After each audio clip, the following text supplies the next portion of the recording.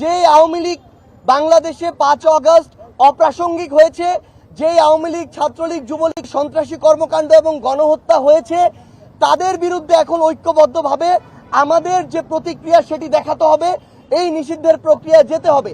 কিন্তু এই যে বাংলাদেশে এই অভ্যুত্থানে রাজপথে এমন যারা আন্দোলনে ছিল, আপনারা সহ এই ছাত্র জনতা, তাদেরকে কিন্তু ওই খুনি হাসিনা এবং তার দোসররা ছাড়বে না। কারণ এই অভ্যুত্থান পরবর্তী সময়ে আমাদের সবচেয়ে বড় প্রথম এবং প্রধান দায়বদ্ধতা হচ্ছে ওই খুনিদের বিচার করা, এবং এটা পুরো বাংলাদেশের জন্যই। প্রথম একটি কথা আমাদের জায়গা থেকে আমরা এটা বলে এসেছি যে ছাত্রদের নেতৃত্বে ছাত্র জনতার এই যে একটা অভ্যুত্থান হয়েছে, এই অভ্যুত্থানে এই তরুণ প্রজন্ম তাদের জায়গা থেকে সামনে সারিতে নেতৃত্ব দিয়ে একটা দায়িত্ব পালন করেছে।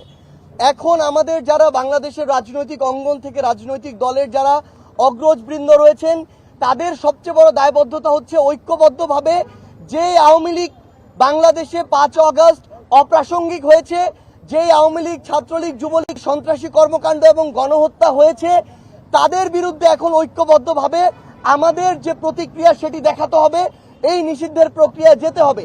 এক্ষেত্রে তারা যদি তাদের নেতৃত্ব না দিতে পারে, এই দায়বদ্ধতা এই তরুণ প্রজন্মের কাছে তাদেরকে আগামী পুরো যে সামনের দিনগুলো রয়েছে, যুগের পর যুগ এই দায়বদ্ধতা তাদেরকে বহন করতে হবে।